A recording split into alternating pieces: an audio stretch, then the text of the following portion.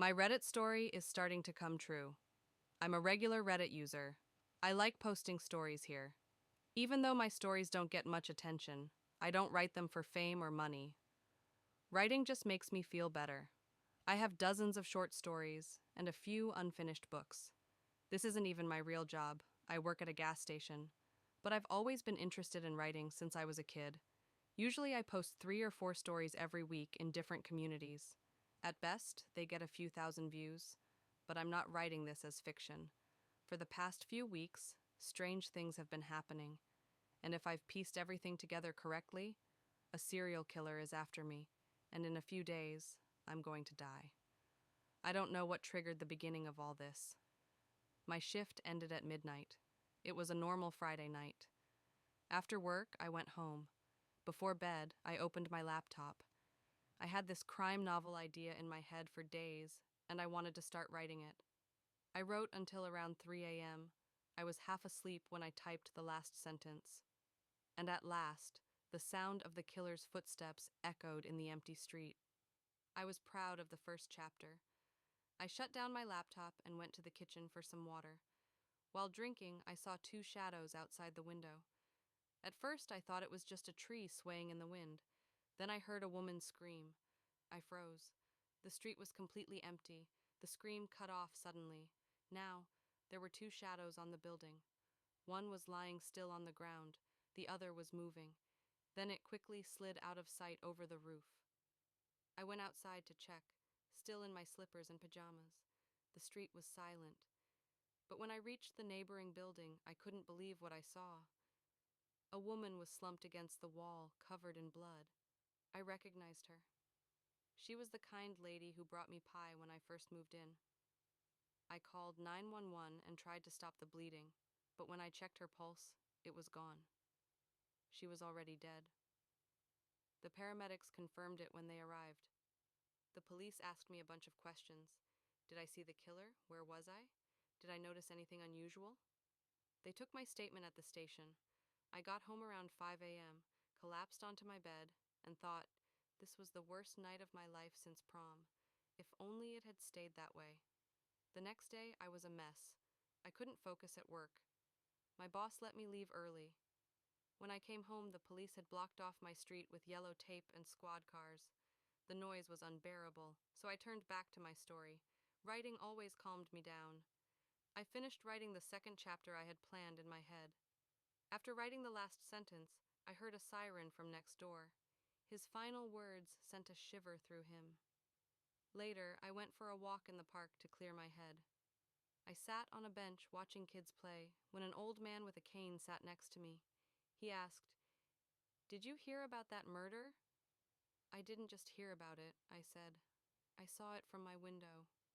His eyebrows shot up. "Really?" "Yeah." He sighed. "You can't trust people anymore. You never know who's good or evil." I nodded. I was suddenly uncomfortable. I stood up to leave. The man called after me. "Good day, son. And don't forget to watch your back." I told myself it was nothing, just a random warning. But his words kept echoing in my head all the way home. That night, I sat back down at my laptop. I wrote furiously. Hours later, I typed the ending of chapter 3. He barely dodged in time. Looking up, he saw that same face staring down at him. The next day at work, things got worse. A black SUV pulled in. The driver got a receipt for gas. Then a woman walked in too.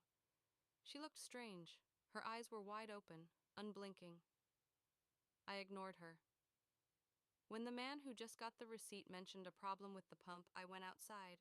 It was acting up occasionally. I helped him. When I came back, she was standing right at the automatic doors. I almost crashed into her. Startled, I stumbled backward, right into the path of the SUV that was pulling out. I barely avoided getting run over. The woman didn't even flinch. She just stared at me. For some reason, this woman had really gotten on my nerves. "What are you doing?" She didn't answer. Then she turned and walked away. My shift was over, so I left. When I got home, the police teams and the crime scene were gone. I desperately needed a distraction. I found myself at the computer again. This time, I really felt the urge to write. After 4 hours of uninterrupted writing, I typed the final sentence of the chapter, and finally, he heard the sound he feared. Knock, knock, knock. As I always do, I made my coffee and started reading the story I had written from beginning to end. The reason I do this is that I write in parts, so I don't always capture the flow of the story perfectly. While reading, the story took on a whole new dimension in my mind. I read the first part in detail. While correcting typos, something in a line caught my attention. He ran towards the direction of the scream. He knew he was too late. She was already gone. He collapsed beside the woman's lifeless body, and at last, the sound of the killer's footsteps echoed in the empty street. A theory began to form in my head. I continued reading, unconcerned. It was just a coincidence. Every time he tapped his cane on the ground while talking, he flinched. Finally, unable to stand the strange old man any longer, he got up. As he turned around, the old man called out to him, "Don't forget to check your back." He didn't reply. The man's last words had caused him to tremble. I started reading the next line. Again, when I reached the last paragraph, I noticed the same thing. He raised his head. He was startled by the bulging eyes that suddenly appeared before him. His feet moved back as if wanting to flee. At this moment, he hadn't noticed the SUV spinning and screaming down the road. He barely dodged in time. Looking up, he saw that same face staring down at him. I sat up straight in my seat. I was in indescribable fear. My eyes welled up as I read the last line. He understood now. All the pieces had fallen into place. Even the chair he was sitting on suddenly felt uncomfortable. He couldn't stay in place any longer and jumped up. He paced around frantically, his ears focused on a single sound. He sat on the couch to calm himself. He wanted to believe it was all his imagination, to lessen his fear even a little. He buried his face in the pillow.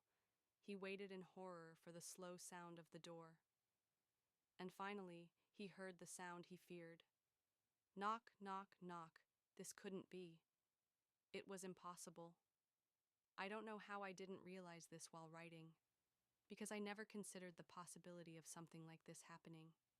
I thought I was inspired by my experiences when writing. It was the exact opposite. I was living what I was writing. I started pacing the room. I thought about calling the police. There was no crime committed yet.